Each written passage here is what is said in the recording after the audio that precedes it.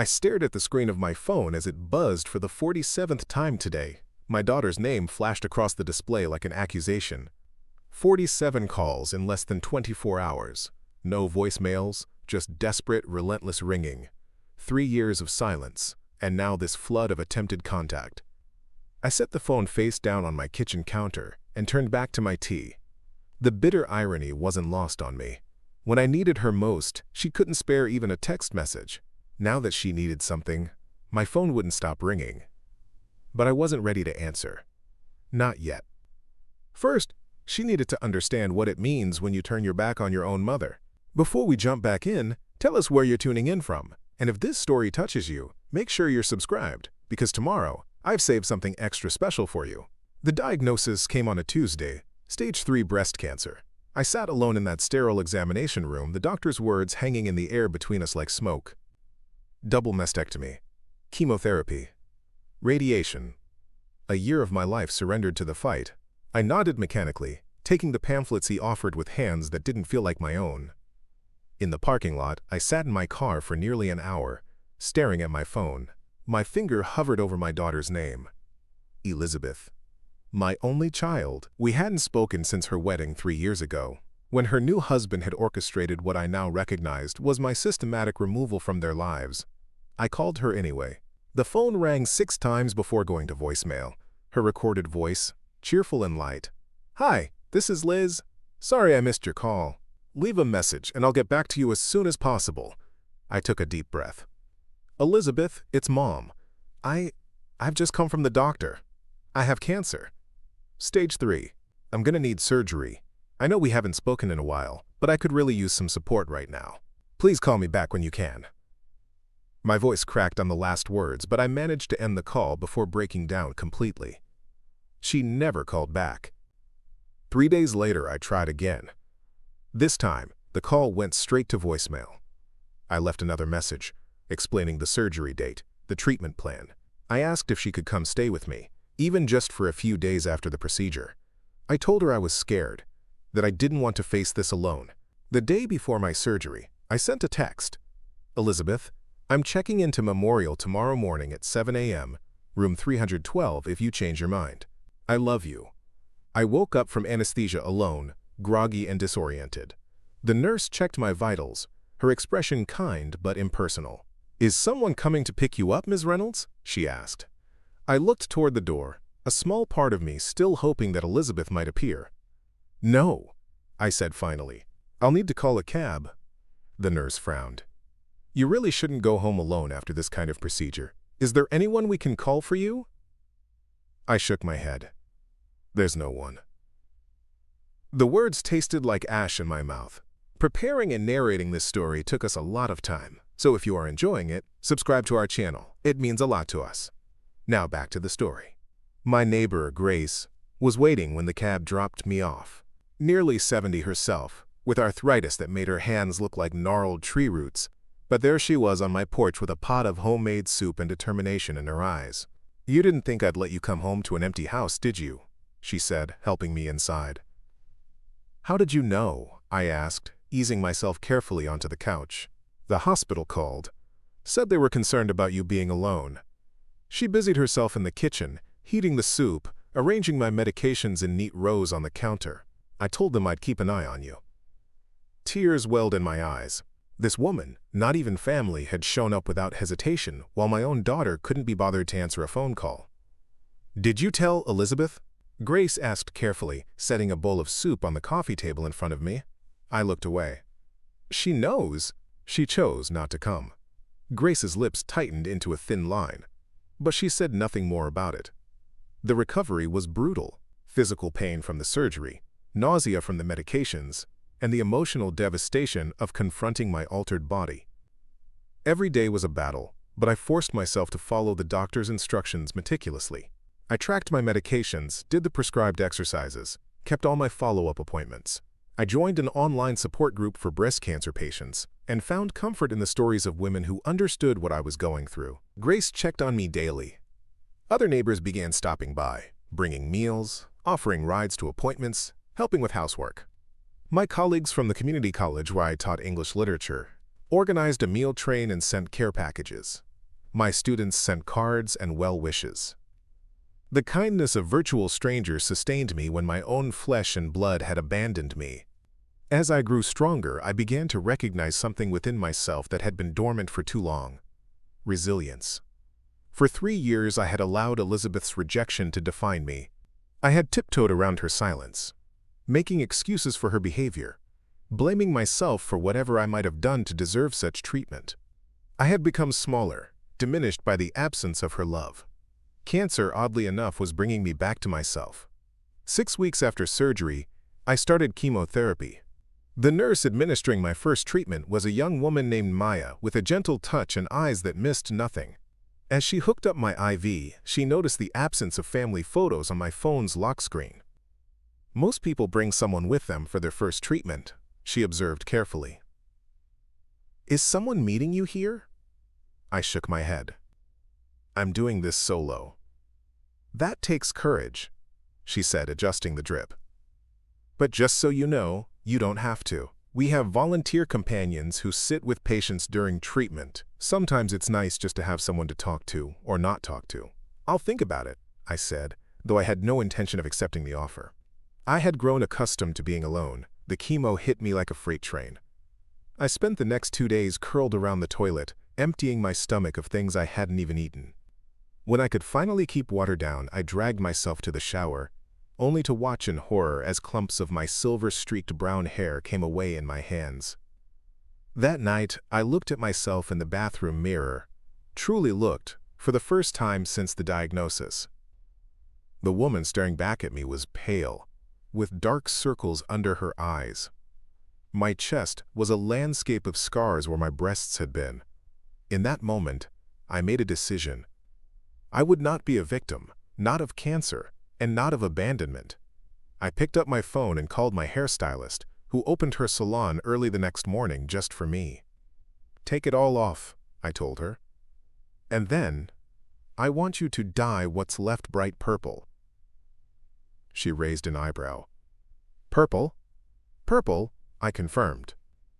"I've always wanted to try it, and now seems like the perfect time." An hour later, I left the salon with a 1/4 inch of vivid purple fuzz covering my scalp. For the first time in months, I felt a genuine smile spread across my face. That evening, I posted a selfie on Facebook, something I never did, with the caption, "New look, same me." Halfway through chemo and not giving up, the response was overwhelming. Comments poured in, from colleagues, former students, friends I hadn't spoken to in years. Everyone loved the purple hair. Everyone applauded my courage. Everyone except Elizabeth, who remained conspicuously absent from my online life, just as she had from my real one. 3 days after I posted the photo, I received a friend request from someone I didn't recognize. David Mitchell. The name meant nothing to me, but something about his profile picture tugged at my memory. I accepted, curious. Within minutes, a message appeared. "Ms. Reynolds, you probably don't remember me. I was in your American literature class about 8 years ago. I just saw your post and wanted to reach out. Your class changed my life, and I've been meaning to tell you that for years. I'm an English teacher now because of you." The message was accompanied by a photo of a classroom, David standing proudly beside a bulletin board covered with student work. I did remember him. Quiet, thoughtful, always with a book in his hands. I had written him a college recommendation. It warmed my heart to see where he had landed. "Of course I remember you, David," I wrote back. "Your essay on Thoreau was one of the best I've ever received. I'm so pleased to see you're teaching now. How do you like it?" We exchanged several messages that day, and before signing off, David wrote, "I'm sorry to hear about your health struggles. If there's anything I can do, please let me know, even if it's just someone to talk to." That simple offer of connection, from a former student no less, broke something open inside me. I found myself responding with uncharacteristic honesty. Actually, I could use a friend right now. My support system is a bit thin. David suggested coffee the following weekend, and I accepted. We met at a small cafe near the community college. I wore a bright purple scarf wrapped around my head, matching my remaining hair, and arrived to find David already waiting with 2 steaming mugs. "I took a chance and ordered you Earl Grey," he said.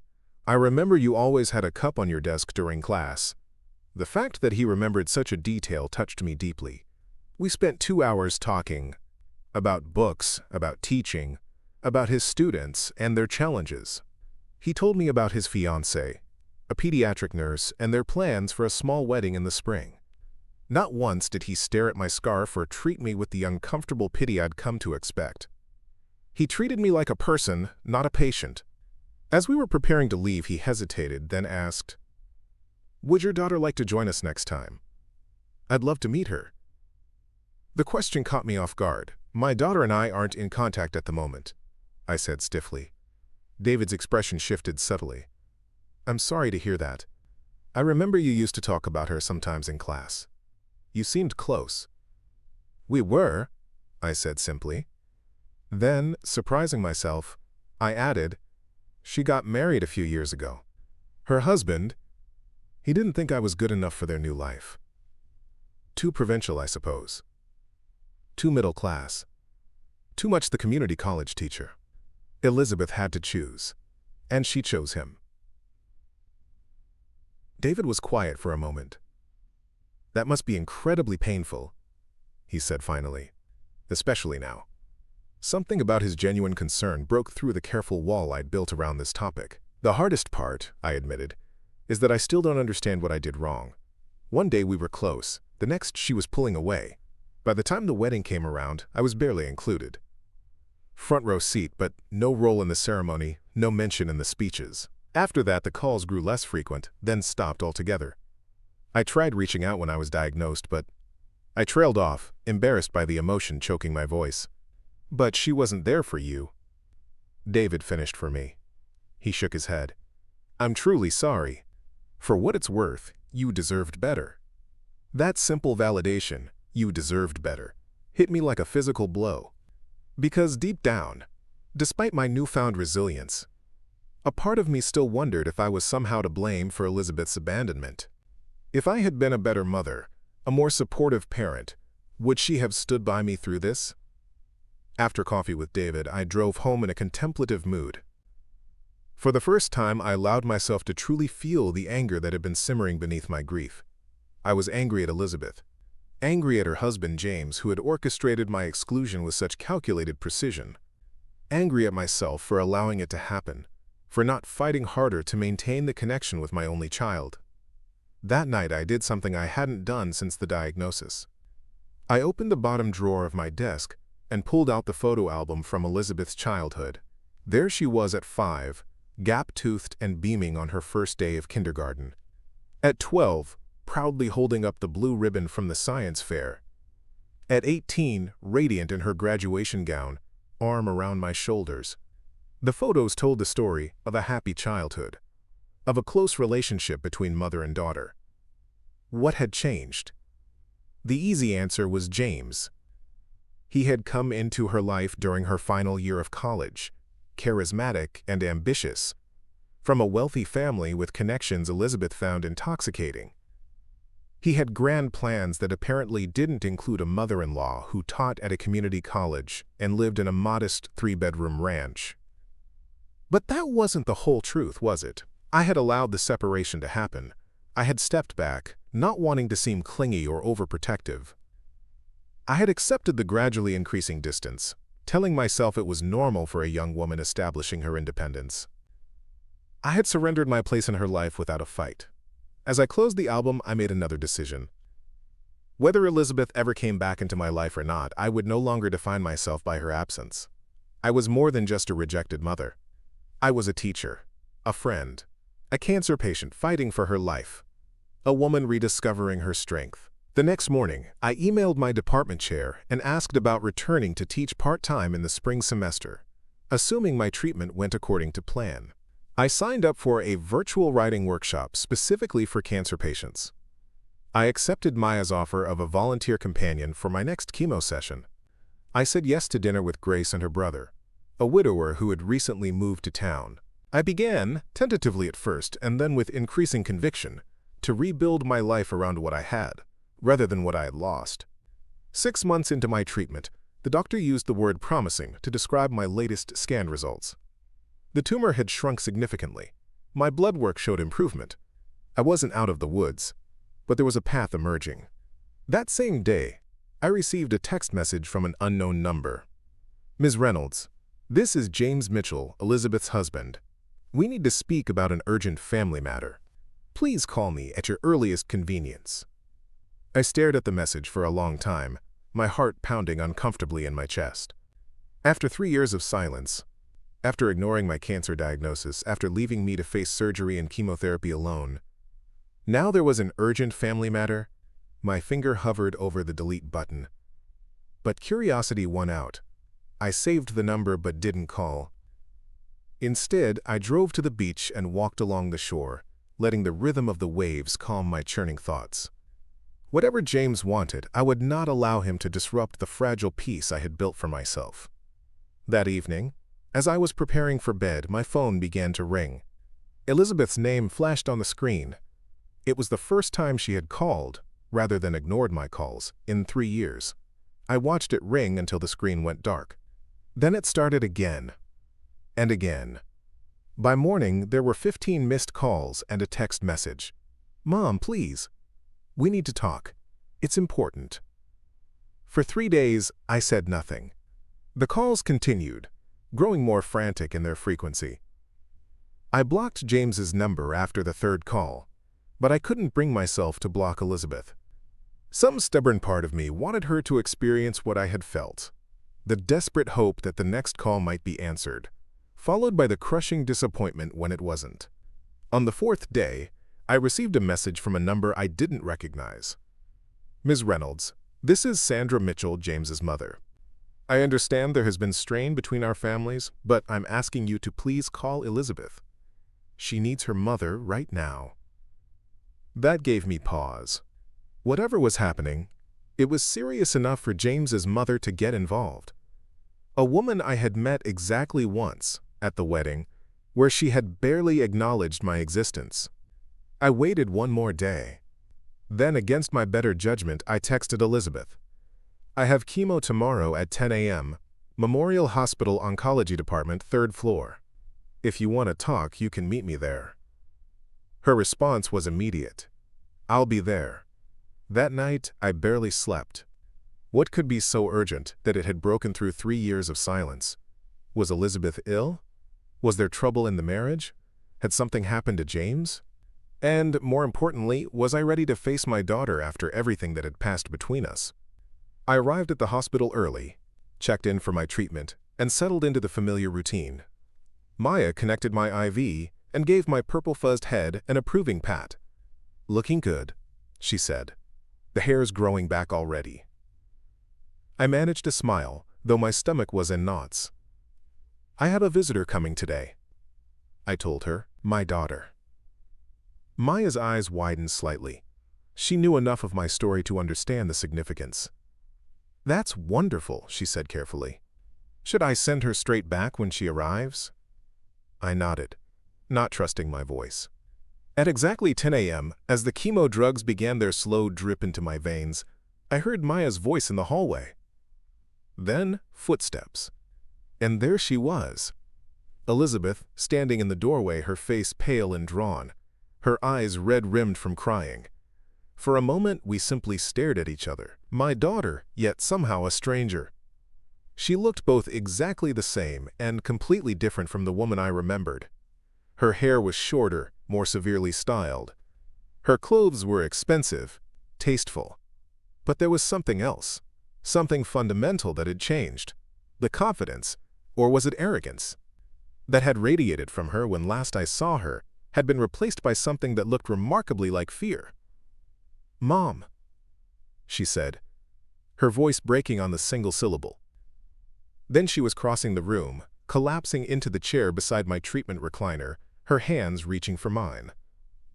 "Mom, I'm so sorry. I'm so sorry." I didn't pull away, but I didn't embrace her either. 3 years of silence couldn't be erased with a simple apology. "Why are you here, Elizabeth?" I asked, my voice steady despite the emotion threatening to overwhelm me. She looked up. tears streaming down her face. "Because I need you," she whispered. "Because I was wrong. Because—" She broke off, noticing for the first time the IV in my arm, the machines monitoring my vital signs. "Oh God, Mom, you really do have cancer."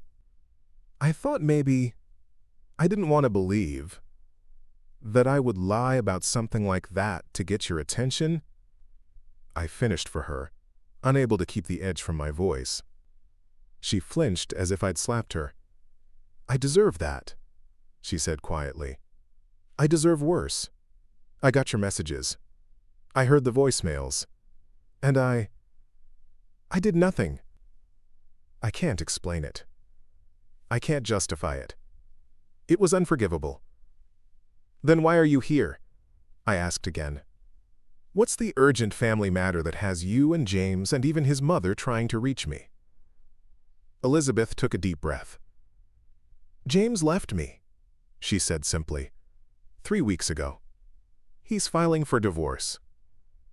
For the first time since Elizabeth's sudden appearance, I really looked at my daughter. Her perfectly manicured nails were bitten to the quick. Dark circles shadowed her eyes. She had lost weight, too much, too quickly. The designer clothes she wore hung loosely on her frame. 3 years of silence. And now she sat before me, falling apart. I felt a complicated mix of emotions: anger, vindication, and beneath it all, an instinctive maternal concern that refused to be silenced. "James left you," I repeated, careful to keep my voice neutral. "And now you need me." Elizabeth flinched but didn't deny it. "Yes," she whispered, "but it's not just that. It's everything. My whole life has imploded. And She trailed off, staring at the chemo drugs dripping steadily into my arm. "I know I have no right to ask for your help. I know what I did was unforgivable." "What exactly did James do?" I asked, ignoring her plea for forgiveness. I wasn't ready to discuss that yet. Elizabeth's face crumpled. "He emptied our joint accounts, canceled my credit cards, locked me out of our apartment. His family owns the building," she added, as if that explained everything. "He says I won't get a penny because of the prenup I signed. He's telling everyone that her voice broke, that I had an affair. That's why he's divorcing me." "And did you?" I asked, too tired for anything but directness. "No!" Her vehemence seemed genuine. "Mom, I would never. I was devoted to him, to our marriage. I gave up everything for him." She looked away, perhaps realizing what she'd just admitted. "I think he's been planning this for months. Hiding assets, building his case. And I was too blind to see it." Maya appeared at the doorway, checking my IV. Her eyes swept over Elizabeth with professional neutrality. But I caught the subtle disapproval in her glance. She had listened to me talk about my daughter's abandonment during previous treatments. "Everything okay here?" she asked, adjusting the flow of my medication. "We're fine, Maya." "Thank you." When she left, Elizabeth leaned forward, her voice desperate. "Mom, I have nowhere to go. No money, no job, no friends left." James saw to that. His family has essentially blacklisted me from every connection I had. I can't even access our apartment to get my clothes. I've been staying at a motel for 3 weeks, but my last credit card just got declined. I literally have nowhere to turn. I looked at my daughter, my only child, and saw the frightened girl beneath the sophisticated exterior. Despite everything, my heart ached for her. But I had my own battles to fight, my own healing to protect. "What about your in-laws?" I asked. "The Mitchells were so eager to welcome you into their world. Surely they won't let you end up homeless." Elizabeth gave a bitter laugh. "They're the worst of all. Sandra called me a gold digger. Said she always knew I wasn't good enough for James, that I was just using him for his family's connections and money." She shook her head. "The irony is, I never cared about the money. I cared about him. I thought he loved me." I raised an eyebrow.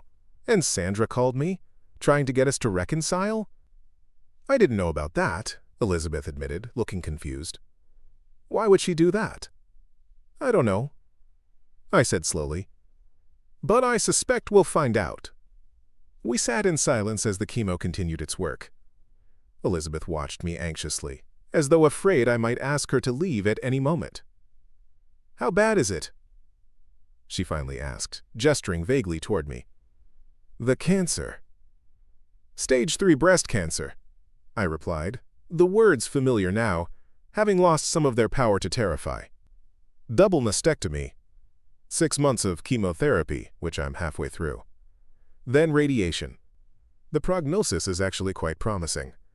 I didn't mention the nights of vomiting, the bone-deep fatigue, the days when getting out of bed seemed an insurmountable challenge. Elizabeth's eyes filled with tears. I should have been here. I should have been helping you through this. Yes, I agreed simply.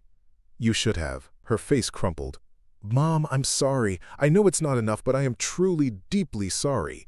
I let James isolate me. I let him convince me that you weren't supportive of our relationship, that you were jealous of our lifestyle. I believed him when he said we needed to create boundaries. And then those boundaries became walls, and then those walls became a fortress, and then... She took a shuddering breath. Then I was trapped inside with someone I didn't even recognize anymore. I studied my daughter's face, looking for sincerity. What I saw was genuine grief and regret, but I also saw desperation. And I wasn't sure which was driving her appearance in my life. Why now, Elizabeth? Why not come back 6 months ago when I called you about the diagnosis? Or a year ago? Or 2 years ago? She looked down at her hands. I was too ashamed, she whispered. The longer it went on, the harder it was to reach out. And then, when you called about the cancer, I froze. I didn't know what to say after so much silence. And James said... She stopped. What did James say? I prompted. He said you were probably exaggerating, that you were using your health to manipulate me into coming back. That's why I never called back. She looked up, her expression pleading. I know how horrible that sounds. I know there's no excuse. The anger I'd been suppressing flared hot and bright. My surgery was on April 17th. I'd have the scars to prove it wasn't an exaggeration. Elizabeth flinched as if I'd struck her. I deserve that, she said quietly. I deserve all of it. I made terrible choices. I abandoned you when you needed me most. And now I'm here asking for your help when I have no right to. I closed my eyes, suddenly exhausted beyond words. The chemo, the emotional upheaval of seeing Elizabeth, the complicated tangle of feelings. It was all too much. I need to rest now, I said, opening my eyes to see Maya approaching to disconnect my IV. The treatment was finished. Mom, please, Elizabeth began, panic in her voice. My neighbor Grace will be here to drive me home in 15 minutes, I interrupted. We can continue this conversation another time. Right now, I need to rest. But I don't have anywhere to go, Elizabeth said, the words rushing out. The motel wouldn't let me stay another night without payment. I've been living in my car for 2 days. I have nothing, Mom. Nothing. I looked at my daughter, privileged, entitled, but now genuinely desperate, and made a decision I hoped I wouldn't regret. You can stay in my guest room, I said finally. Temporarily. But there will be rules, Elizabeth. I'm not in a position to take care of you right now. I need to focus on my recovery. Relief washed over her face. Thank you, she breathed. Thank you, Mom. I'll help with everything. You won't even know I'm there. We'll see, I said, unable to summon much optimism. Grace will be here soon. She'll drive us both home. When Grace arrived, her eyebrows shot up at the sight of Elizabeth, but she said nothing. In the car, she maintained a polite but cool demeanor, asking Elizabeth generic questions about her journey and the weather. Elizabeth, picking up on the underlying tension, answered quietly, her usual confidence nowhere in evidence. At home, I showed Elizabeth to the guest room. It was small but comfortable, with a twin bed, a dresser, and a small desk. The bathroom is across the hall, I said. There are clean towels in the linen closet. I'm going to rest now. We can talk more later. Without waiting for her response, I retreated to my bedroom and closed the door. Alone at last, I sank onto my bed, emotionally drained. What was I doing? Had I made a terrible mistake in letting Elizabeth back into my life? What if this was just another manipulation, another way for me to be hurt? But she was my daughter, my only child, and despite everything, I couldn't turn her away when she had nowhere else to go. I must have dozed off because the next thing I knew, there was a gentle knock at my door. "Mom?" Elizabeth called softly. "I made some dinner if you're feeling up to eating. Just some soup and toast. Nothing heavy." Surprised, I checked the clock. I'd been asleep for over 3 hours. My stomach churned with the familiar post-chemo nausea, but I knew I needed to eat something. "I'll be right out," I called back. In the kitchen, I found Elizabeth ladling homemade chicken soup into bowls. The table was set neatly, with glasses of water and napkins at each place. The simple domesticity of the scene caught me off guard. "You made soup?" I asked, taking a seat. Elizabeth nodded. "I found a recipe online for soup that's supposed to be good for chemo patients. Easy on the stomach, but nutritious." She set a bowl in front of me. "I hope it's okay. I used the groceries in your fridge and pantry." I took a tentative spoonful. The soup was simple but flavorful, the chicken tender, the vegetables soft enough to be easily digestible. "It's good," I said, genuinely surprised. "Thank you." We ate in silence for a few minutes. I managed several spoonfuls before the nausea threatened to overtake me. Elizabeth noticed immediately. "Too much?" she asked, concerned.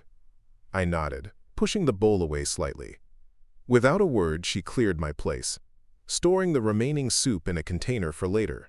Then she brought me a ginger tea, something I'd found helpful for the nausea in the past. "I saw the tea in your cupboard," she explained. "The box said it was for upset stomachs." I took the mug, warming my hands around it. "Thank you," I said again, not knowing what else to say. Elizabeth sat across from me, her own soup untouched. "Mom," she began hesitantly, "I know you have every reason to be angry with me, to hate me even, but I want you to know that I'm here now, and I want to help in any way I can." I sipped the tea, considering my response carefully. "Elizabeth, I don't hate you. I never could, but I am angry, and hurt, and disappointed. You disappeared from my life for 3 years, and now you're back, because you need something. It's going to take time for me to trust you again." She nodded, accepting this. "I understand. I'm not asking for forgiveness right away. I'm just asking for a chance to make things right." "And what happens when James decides he wants you back? Or when you find another man with money and connections? Will you disappear from my life again?" The questions were harsh, but they needed to be asked. Elizabeth flinched but didn't look away. "No," she said firmly. "Never again. I've learned my lesson in the hardest possible way. I lost myself in that marriage. I became someone I didn't recognize, someone who could abandon her own mother." She looked down at her hands. "I'm not proud of the person I became, Mom. I want to find my way back to who I used to be." There was a sincerity in her voice that touched something within me. I remembered the little girl who had stood up for the bullied kid in her class, who had volunteered at the animal shelter every weekend in high school, who had been kind and thoughtful and principled. Before James. Before the seduction of wealth and status. "It won't be easy," I warned her. "Rebuilding trust takes time." "I know," she said, "but I'm willing to do whatever it takes." "For now, we need to establish some ground rules," I said, setting my mug down. "I'm still in active treatment. Some days I can barely get out of bed. I can't be taking care of you emotionally or financially." Elizabeth nodded eagerly. "Of course. I'm here to help you, not the other way around.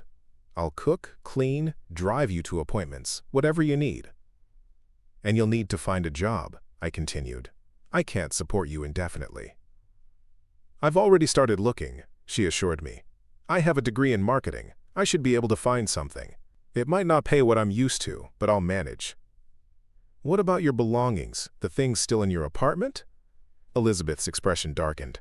"James won't let me in to get anything. He claims I'll try to steal things that aren't mine. He's even threatened to call the police if I show up." I frowned. That doesn't sound legal. It's not. But his family has connections with the local police department. And without money for a lawyer. She trailed off, looking defeated. "I have a friend," I said slowly, thinking of David. "He might know someone who could help, Legally speaking. Hope flickered in Elizabeth's eyes. Really? That would be incredible. I'll ask, I promised, not committing to anything more. For now, you can borrow some of my clothes. They might be a bit big on you, but they'll do until we figure something else out. Thank you, Elizabeth said softly, for everything. I know I don't deserve your kindness. I didn't contradict her. Instead, I stood up, suddenly exhausted again. I'm going back to bed. The chemo really takes it out of me. Of course. Can I get you anything? Another tea? A book? I shook my head. Just rest. That's all I need right now. As I turned to go, Elizabeth called after me. Mom? I'm glad I came back. Even under these circumstances, I've missed you so much. I paused in the doorway. Good night, Elizabeth, I said, unable to return the sentiment just yet. The wound was still too fresh, the trust too fragile. The next morning, I woke to the smell of coffee and toast. For a moment, I was disoriented, unused to anyone being in my kitchen. Then the events of the previous day came flooding back.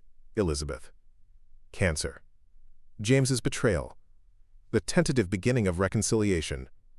I dressed slowly, still weak from the chemo. When I emerged from my bedroom, I found Elizabeth setting the table for breakfast. She'd made oatmeal with fresh berries, toast with almond butter, and coffee, all foods I'd found tolerable during treatment. Good morning, she said, looking up with a tentative smile. I hope you slept well. As well as can be expected, I replied, taking a seat. You remembered how I like my coffee. Elizabeth nodded, pleased. Strong with just a splash of almond milk. Some things you don't forget. We ate in companionable silence for a few minutes. The oatmeal was good, not too sweet, the berries adding just the right amount of tartness. I was thinking, Elizabeth said eventually, if you're feeling up to it, I could drive you to your appointments this week. Save Grace the trouble.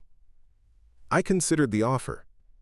It was a practical way for Elizabeth to contribute, and it would give us more time to talk. That would be helpful, I agreed.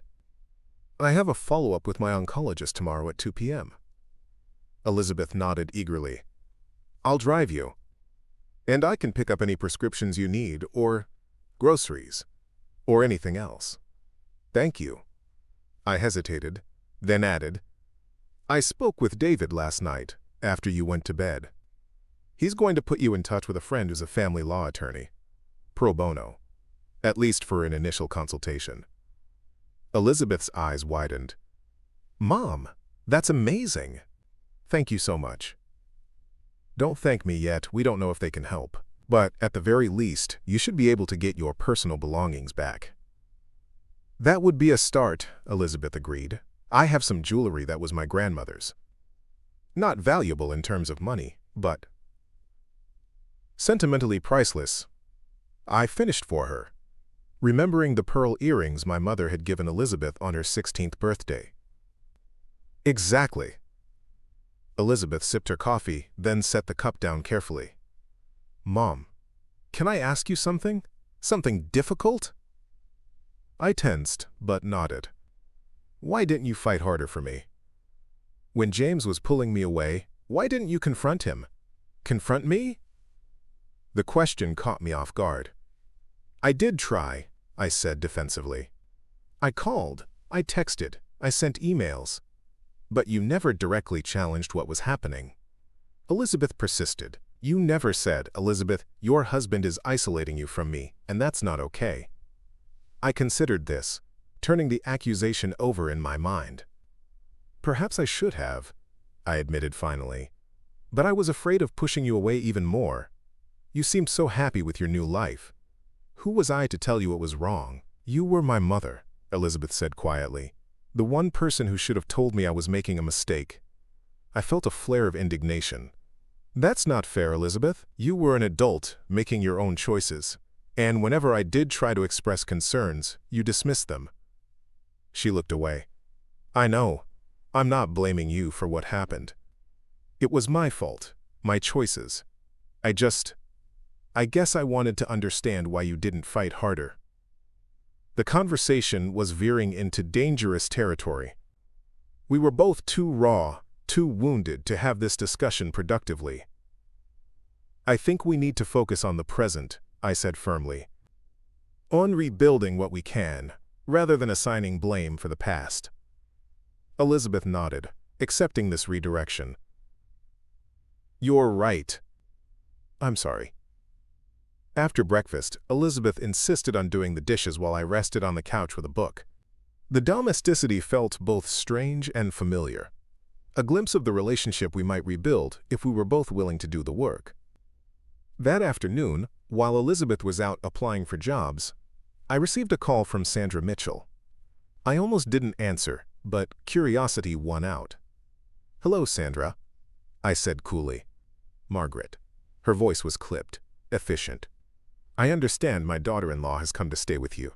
"Yes, after your son threw her out with nothing but the clothes on her back," I replied, unable to keep the edge from my voice. Sandra sighed. "It's a complicated situation, one I'd prefer to discuss in person. Would you be available for tea tomorrow?" I thought of my oncologist appointment.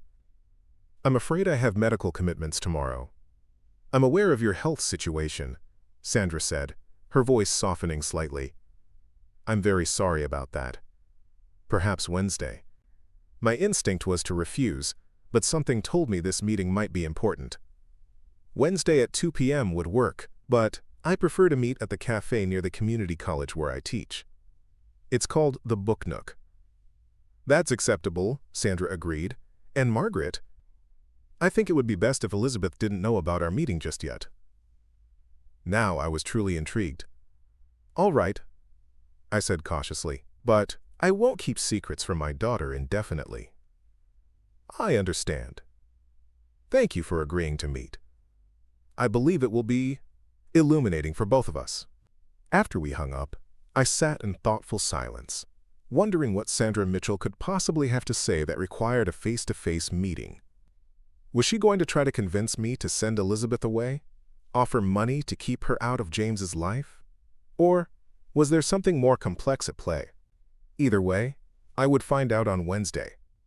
For now, I had a more pressing concern: how to help my daughter rebuild a life that had been systematically dismantled by the man she had loved and trusted.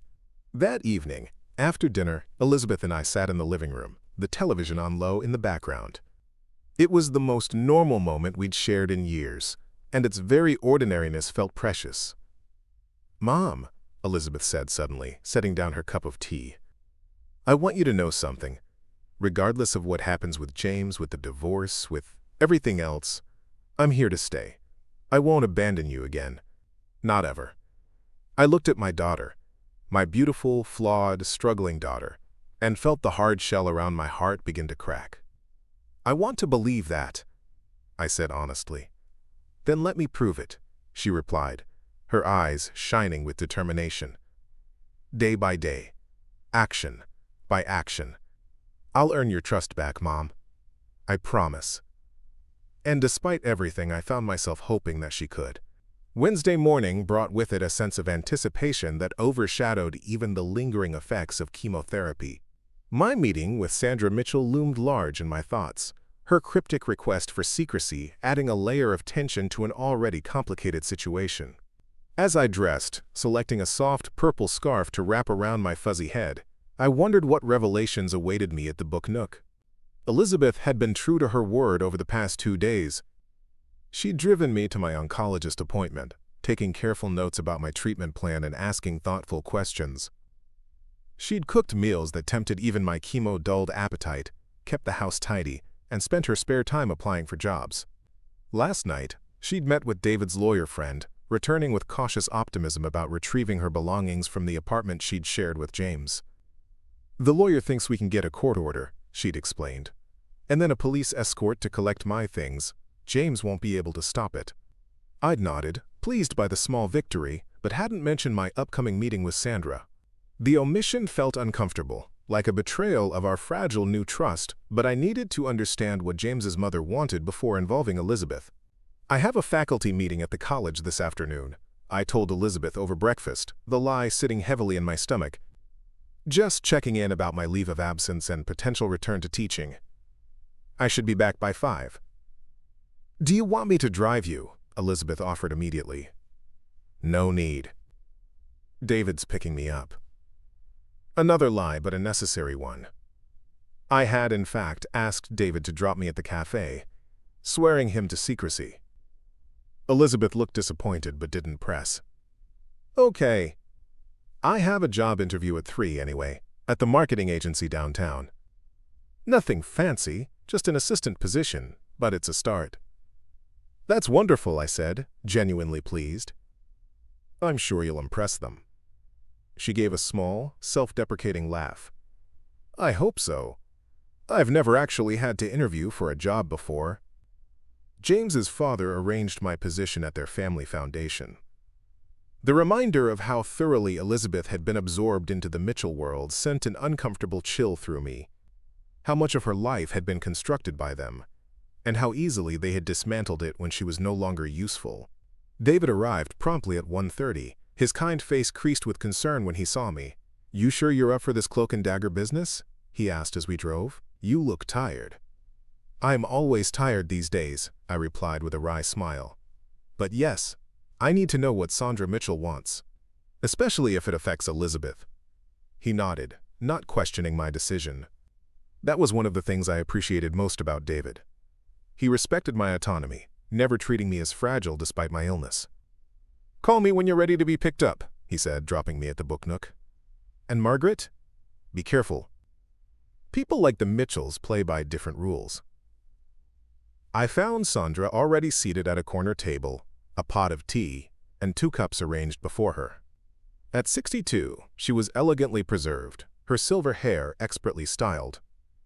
Her clothes obviously expensive, though understated. She rose as I approached, extending a manicured hand. "Margaret, thank you for coming," she said, her voice cultured and controlled. I took her hand briefly, then sat across from her. "You indicated it was important." Sandra poured tea for us both, her movements precise. "Indeed it is, and delicate. I appreciate your discretion." She stirred a small spoonful of honey into her cup. "I understand Elizabeth is staying with you now."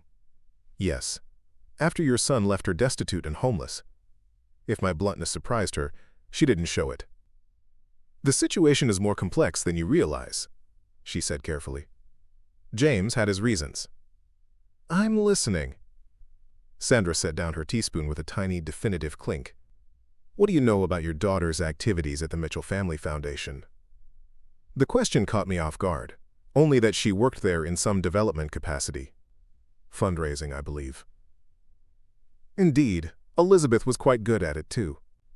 Charming, persuasive, with an instinct for which donors to approach and how. Sandra paused, studying me over the rim of her teacup. "Perhaps too good." "What exactly are you implying?" 3 months ago, our accountants discovered discrepancies in the Foundation's books. Specifically, in accounts Elizabeth managed, nearly $200,000, diverted through a complex system of falsified donations and grants. I felt as though the floor had suddenly tilted beneath me. "You're accusing my daughter of embezzlement?" "I'm not accusing," Sandra replied, her tone maddeningly reasonable. "Our forensic accountants confirmed it. We have documentation, electronic trails, even video of Elizabeth accessing secure files she had no reason to access." My mind raced, trying to process this bombshell. Elizabeth? A thief? It seemed impossible to reconcile with the daughter I knew, or thought I knew. "If what you're saying is true, why haven't you gone to the police?" I asked, fighting to keep my voice steady. Sandra's perfectly composed facade cracked slightly, revealing something that looked almost like shame. "Family considerations," she said after a moment. "A public scandal would damage the Foundation's reputation. Donors would withdraw, grants would be rescinded. The people we help would suffer." I wasn't buying it. "So instead, your son engineered a divorce that left Elizabeth penniless and publicly humiliated, while privately blacklisting her from any potential employment in your circles?" "It was James's decision," Sandra admitted. "Perhaps not the one I would have made, but—" She trailed off, then straightened her shoulders. "However, recent developments have forced our hand. The board has been informed of the discrepancies. They're demanding action. If Elizabeth doesn't return the money, we will have no choice but to press charges. And you're telling me this because? Because despite everything, I don't wish to see Elizabeth in prison. She's young, misguided perhaps, but prison would destroy her. Sandra leaned forward. If she returns the money, all of it, we can arrange for the matter to be handled internally.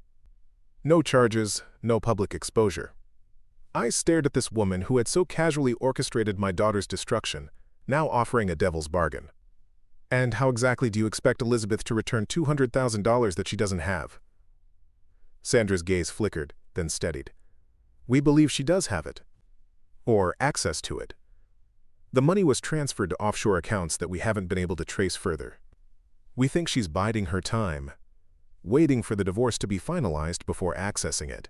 The implication was clear. Elizabeth had orchestrated her own fall from grace, planning to disappear with her ill-gotten gains once the dust settled. It was an elegant theory. Too elegant. You said you have proof, I said slowly. I want to see it. Sandra hesitated, then reached into her designer handbag and withdrew a slim folder. These are copies of some of the key documents: bank transfers authorized by Elizabeth, discrepancies in donor records, timestamps of her accessing the Foundation's financial systems outside normal working hours. I opened the folder, forcing myself to examine the contents clinically, despite the churning in my stomach. The evidence looked damning. Elizabeth's signature on transfer authorizations, her login credentials used to access restricted files, her email account used to create fake donor records. Yet something felt off. The timestamps of the suspicious activities were primarily late at night or early morning, times when Elizabeth had always been a sound sleeper. The signature on the transfers, while similar to Elizabeth's, had a slight hesitation in the final stroke that didn't match her usual confident hand. And the language in the emails authorizing the transfers was oddly formal, lacking Elizabeth's characteristic warmth. Did you consider the possibility that someone else might have accessed Elizabeth's accounts? I asked, closing the folder. Sandra's expression tightened. Our security is state-of-the-art. The only person with Elizabeth's credentials was Elizabeth. Or someone she trusted implicitly. Someone who might know her passwords, her habits, her signature. The implication hung in the air between us. Sandra's eyes narrowed. Be very careful what you're suggesting, Margaret. I'm not suggesting anything, I replied mildly. I'm simply asking questions. As would the police, if this matter were handled through proper channels. Which is precisely what we're trying to avoid, Sandra snapped, her composure slipping. For everyone's sake. I pushed the folder back across the table. I'll need to speak with Elizabeth about this. Of course, but I would ask you to approach it delicately. If she is innocent, as you seem to believe, we don't want to cause her unnecessary distress. And if she's guilty, we don't want to drive her to do anything rash. I couldn't help but laugh at the absurdity of this woman, who had orchestrated Elizabeth's social and financial destruction, now expressing concern for her emotional well-being. I'll handle my daughter my way, I said firmly. But I do have one question. If you believed Elizabeth stole from the Foundation, why did you call me after she left James? Why try to reconnect us? Sandra's expression became unreadable. Sometimes family is all we have, she said finally. Despite everything, I thought she might need her mother. And perhaps, she paused, perhaps I hoped you might convince her to make restitution. Or perhaps you hoped she'd lead you to the money, I suggested, rising from my chair. Either way, I'll be in touch once I've spoken with Elizabeth. Sandra remained seated, looking up at me with those calculating eyes. 3 days, Margaret. After that, the board will insist we go to the authorities. I left without responding, the weight of the accusations heavy on my mind as I stepped outside into the crisp autumn air. David was already waiting, having sensed from my text that the meeting had ended poorly. That bad? He asked as I slid into the passenger seat. Worse, I replied, then filled him in on Sandra's accusations as we drove. David whistled low when I finished. That's quite a story. Do you believe it? I don't know what to believe, I admitted. The evidence looks convincing, but something about it doesn't feel right. Trust your instincts, David advised. You know Elizabeth better than anyone. Did I, though? The thought troubled me all the way home. The daughter I'd raised would never steal, would never betray those who trusted her. But the Elizabeth who had abandoned me for 3 years, who had chosen wealth and status over family, was she the same person? How well did I really know the woman my daughter had become? When I arrived home, the house was quiet. A note on the kitchen counter explained that Elizabeth was still at her job interview. I was grateful for the reprieve. I needed time to gather my thoughts, to decide how to approach this bombshell. I made myself a cup of ginger tea and carried it to my small home office. There, I pulled out a legal pad and began to organize what I knew, what I suspected, and what I needed to ask. The analytical process calmed me, turning a chaotic emotional situation into something I could tackle methodically. By the time I heard Elizabeth's key in the lock 2 hours later, I had a plan. "Mom?"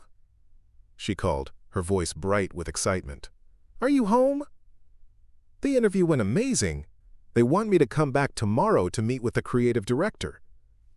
I emerged from the office, schooling my features into a neutral expression. "That's wonderful news. I'm so pleased for you." Elizabeth's smile faltered as she studied my face. "What's wrong? Did something happen at your faculty meeting?" "I didn't have a faculty meeting," I said quietly. "I met with Sandra Mitchell." The color drained from Elizabeth's face. She sank onto the nearest chair, her purse sliding from her shoulder to the floor with a dull thud. "Sandra? Why? What did she want?" I took a deep breath. "She told me about the missing money from the foundation, the money they believe you took." For a long, terrible moment, Elizabeth sat perfectly still, her expression frozen in shock. Then she buried her face in her hands and began to sob, deep, wrenching cries that seemed torn from her very soul. I moved to her side, kneeling beside her chair despite the protest from my aching body. "Elizabeth," I said gently, "I need you to tell me the truth. All of it." She looked up, her face streaked with tears, eyes red and swollen. "I didn't steal anything," she whispered. "Mom, you have to believe me. I would never do that." "Then what happened?" "Sandra showed me documents, bank transfers with your signature, emails from your account." Elizabeth shook her head vehemently. "It wasn't me. It was James." "James?" She nodded, wiping at her tears with the back of her hand. "About 4 months ago, I noticed discrepancies in some of the donor accounts I managed. Small amounts at first, then larger ones. When I tried to investigate, James told me to leave it alone, that it was just accounting errors that would be fixed. But the numbers kept changing, and I was getting worried. "So what did you do?" I prompted when she fell silent. "I started keeping my own records, documenting everything. Then one night, I came home early from a foundation event and found James at my computer. He was in my email, setting up a fake donor account." Elizabeth's voice grew stronger as she spoke, anger replacing grief. When I confronted him, he admitted he'd been using my credentials to divert funds. He said it was for investments that would benefit the foundation long-term, but he needed to bypass the board's approval process. "Did you believe him?" Elizabeth looked away. "I wanted to, but no, not really. It felt wrong. I told him I was uncomfortable, that we needed to tell the board what had happened." She gave a bitter laugh. "That's when everything changed. He became cold, distant, started working late, avoiding me. Then came the accusations of an affair, the emptied bank accounts, the locked apartment door." "Did you tell anyone about what James was doing?" She shook her head miserably. "Who would believe me over him? The Mitchells practically owned this town. Their name is on half the buildings downtown, and I had no proof. James made sure of that. He deleted my records, took my laptop. It would be my word against his, and he made it clear which version the world would believe. I absorbed this, comparing it against what Sandra had told me, what the documents had shown.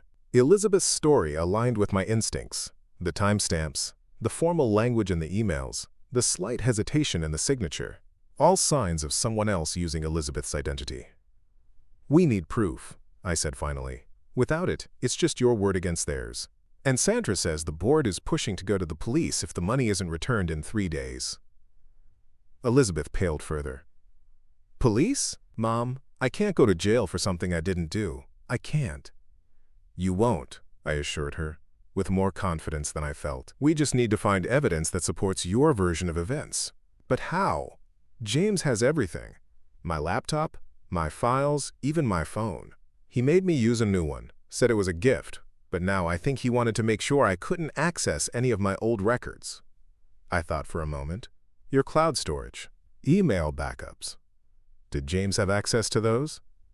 Elizabeth's eyes widened. My Google account. I changed the password last year and never shared the new one with James. I was using it to back up photos, but I think it might have backed up documents too.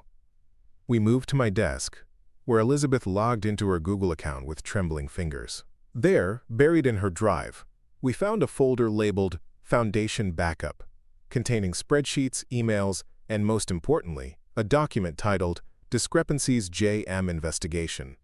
I'd forgotten about this, Elizabeth breathed, opening the file. I started documenting my concerns before I caught James. Dates, times, amounts that didn't add up. The document was detailed and methodical, noting specific transactions that had raised red flags, along with Elizabeth's attempts to reconcile the numbers. It painted a clear picture of someone trying to understand financial inconsistencies, not create them. This is good, I said, but we need more. Something that directly ties James to the transfers. Elizabeth bit her lip, thinking. There's a security camera in the foundation office. It records everyone who enters after hours. If we could get that footage from the nights when the transfers happened. Would Sandra have access to it? No, but the head of security might help us. Mr. Peterson. He never liked James much, thought he was entitled, and he always treated me kindly. I nodded, a plan forming. Tomorrow morning, first thing, we call Mr. Peterson. If we can get that footage, combined with your documentation, we have a case. Not just to clear your name, but potentially to recover the money James stole. Elizabeth's expression was a mixture of hope and fear. Do you really think it will work? I don't know, I admitted. But we have to try. We spent the rest of the evening building our case, identifying the key transfers and corresponding dates when we would need security footage. Elizabeth remembered more details as we worked. Conversations with James that took on new meaning in retrospect. Odd behaviors she dismissed at the time. Patterns that now formed a damning picture. By midnight, we had a solid plan. Elizabeth would contact Mr. Peterson first thing in the morning, using her personal connection to appeal for his help. Meanwhile, I would reach out to an old friend who worked as an investigative reporter, someone who might be interested in a story about corruption at a prominent family foundation. It was a risk. The publicity might hurt innocent people who benefited from the foundation's work, but it gave us leverage. The Mitchells feared exposure above all else. As we prepared for bed, exhausted but determined, Elizabeth paused in the hallway.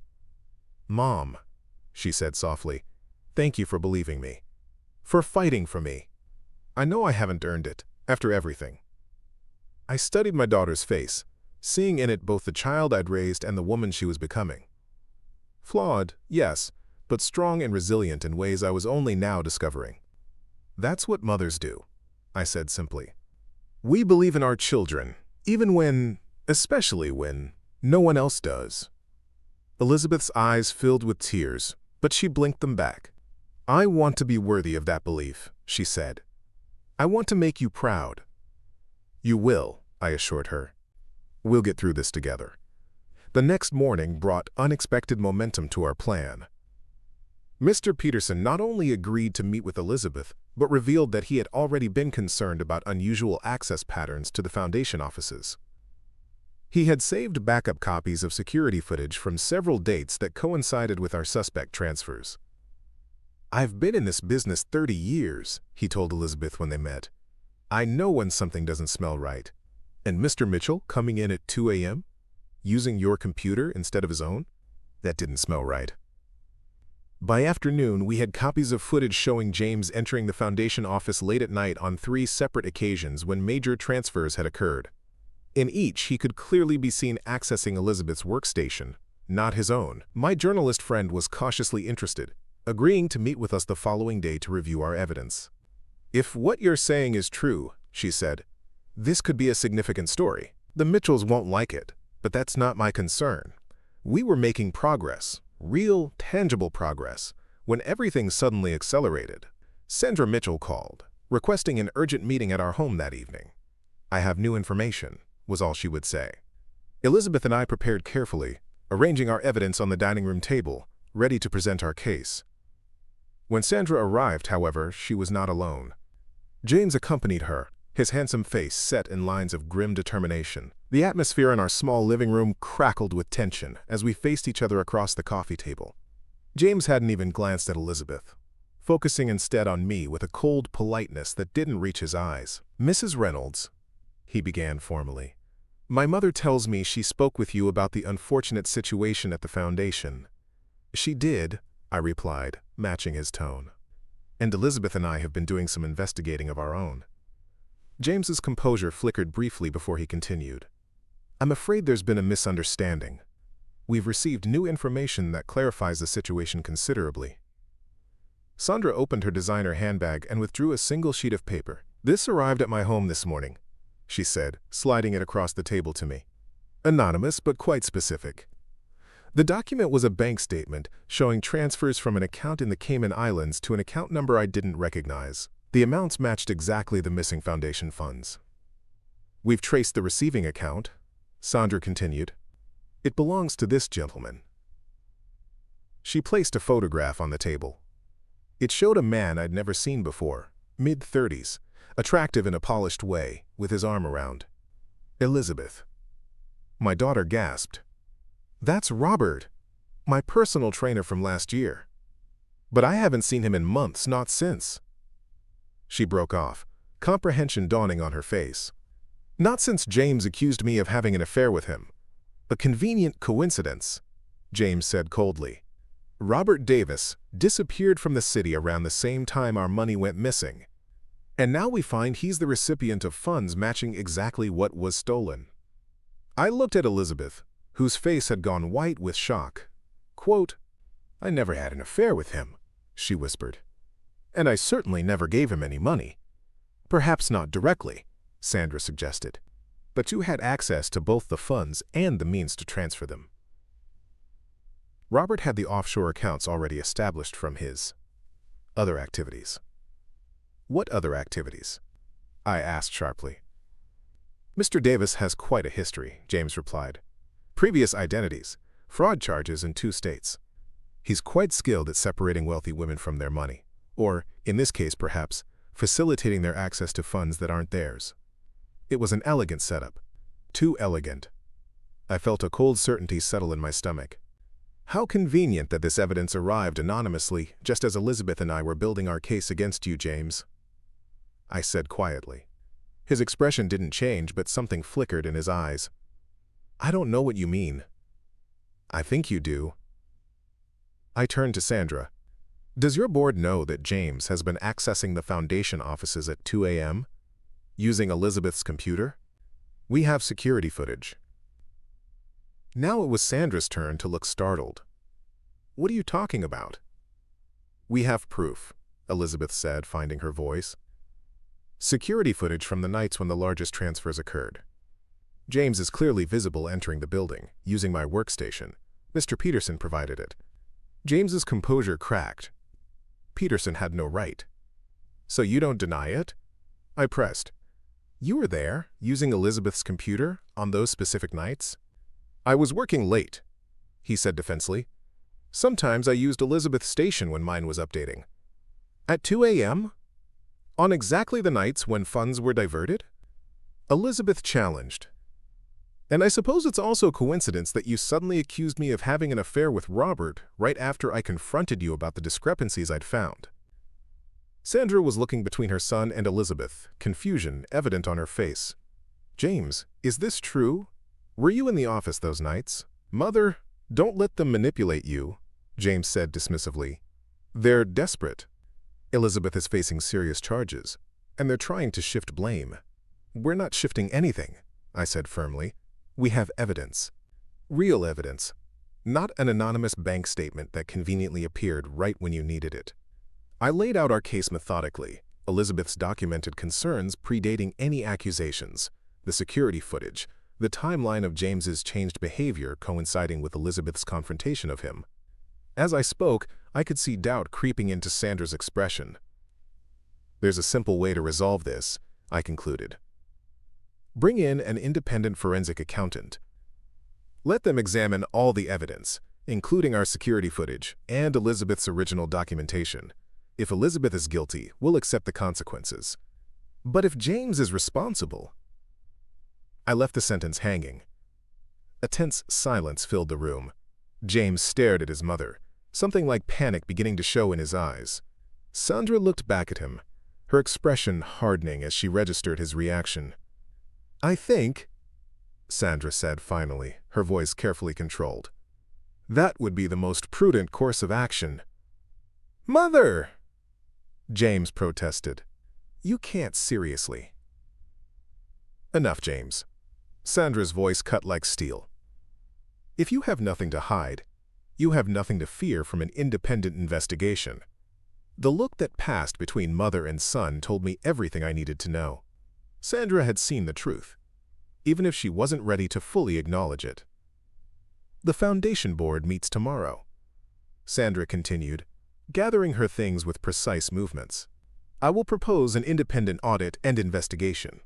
Until then, no further actions will be taken regarding Elizabeth." As they left, Sandra composed but distant, James seething with barely contained rage. I felt Elizabeth sag against me, the tension draining from her body. "Do you think they'll really investigate?" she asked when the door closed behind them. "I think Sandra will make sure of it," I replied. "Whatever else she may be, she cares about the Foundation's reputation. If James has compromised that, she won't protect him." The next 24 hours were among the most stressful of our lives. Elizabeth barely slept, alternating between frantic worry and cautious hope. I maintained a calm exterior for her sake, but inside, I was equally anxious. We had made a bold play, and everything now depended on Sandra Mitchell's integrity, something I wasn't entirely convinced existed. The call came just after 3 p.m. Sandra, her voice tight but formal. "The board has authorized an independent investigation by Preston Financial Forensics. They'll begin work immediately. In the meantime, James has taken a leave of absence. And the accusations against Elizabeth?" I pressed. A pause. "Suspended pending the investigation's findings." It wasn't a full vindication, but it was a start. When I relayed the news to Elizabeth, she burst into tears. Not of sorrow this time, but of relief. "It's not over," I cautioned her. "The investigation could take weeks, even months. And the Mitchells are powerful. They might still find a way to protect James." "I know," Elizabeth said, wiping her eyes. "But for the first time since this nightmare began, I feel like the truth might actually matter." She was right. The road ahead would be challenging, but we had taken the first crucial step toward reclaiming her life, her reputation, and her future. That evening, as we sat together on the porch swing, watching the sunset paint the sky in hues of pink and gold, I felt a sense of peace that had eluded me since my diagnosis. My cancer was still there, the treatments still grueling, but I was no longer facing them alone. Elizabeth was back in my life, not just physically present, but truly present, in all the ways that mattered. "I've been thinking," Elizabeth said, breaking our companionable silence. "Whatever happens with the investigation, with James, with all of it, I want to stay here, with you. Not just until I get back on my feet, but through your treatments, your recovery. If that's okay with you." I turned to study my daughter's face, seeing in it a sincerity that touched my heart. "I'd like that," I said simply. "And I've decided not to take that marketing job, even if they offer it to me." This surprised me. "Why not?" "I thought the interview went well," Elizabeth nodded. "It did. But it's not what I want anymore. When I was with James, working at the foundation, everything was about appearances, about status. I lost sight of what really matters." She took a deep breath. "I've applied to the nursing program at the community college. I want to work in oncology, helping cancer patients through their treatments. Like Maya helped you." The unexpected revelation brought tears to my eyes. "Elizabeth," Are you sure? That's a complete change of direction. I'm sure, she said firmly. For the first time in years, I feel like I'm making a choice that's truly mine, not influenced by James or his family or what society expects. Just me, finding my purpose again. As she spoke, I felt a surge of pride, so profound it took my breath away. This was my daughter. Finding her strength, her resilience, her compassion in the midst of life's storms. However, this chapter of our story ended. I knew with absolute certainty that we would face it together, stronger for having been broken, wiser for having been fooled, and more deeply connected for having been separated. The sun dipped below the horizon, leaving the sky awash in fading light. Elizabeth leaned her head against my shoulder, and I wrapped my arm around her, savoring the simple joy of having my child close again. "We'll be okay, won't we, Mom?" she asked softly. "Yes," I replied, and for the first time in a very long time, I fully believed it. We'll be more than okay. We'll be extraordinary. Up next, you've got 2 more standout stories right on your screen. If this one hit the mark, you won't want to pass these up. Just click and check them out. And don't forget to subscribe and turn on the notification bell so you don't miss any upload from us.